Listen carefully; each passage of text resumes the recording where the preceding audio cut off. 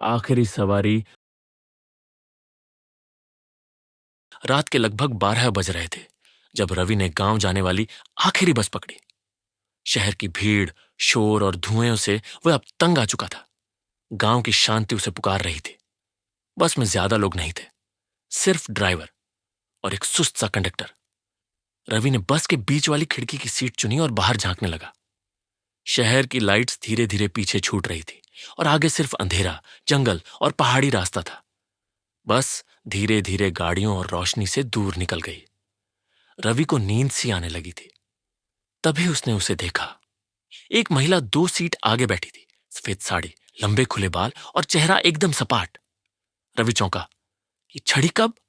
उसने सोचा। बस तो कहीं रुकी ही नहीं थी, ना ही कोई दरवाजा खुला था। उसने सिर झटका। शायद नींद में ध्यान नहीं रहा होगा, पर कुछ तो अजीब था।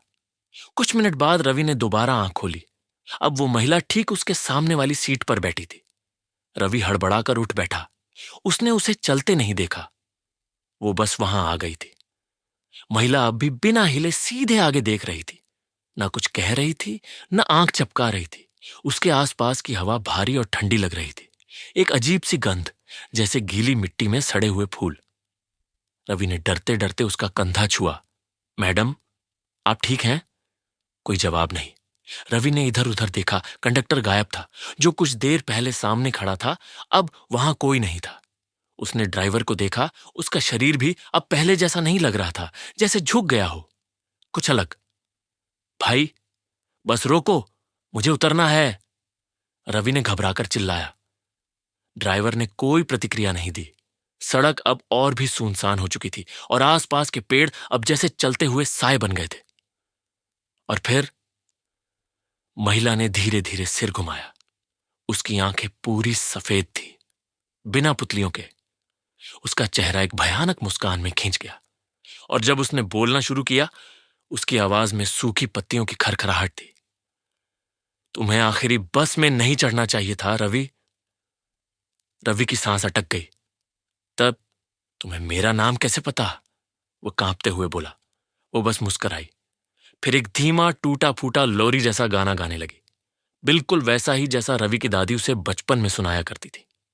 बस की लाइटें टिमटिमाने लगी। खिड़की से अब जंगल नहीं, बल्कि कई साए दिख रहे थे, जैसे कोई परछाइयां बस के साथ साथ चल रही हो। चारों तरफ फुसफुसाहटें गूंजने लगी, अजनबी भाषा में कोई मंत्र सा। रवि दौड़कर ड्राइवर के पास पहुंचा और दरवाजा पीटने लगा। बस रोको, मुझे उतरना है। ड्राइवर ने सिर घुमाया।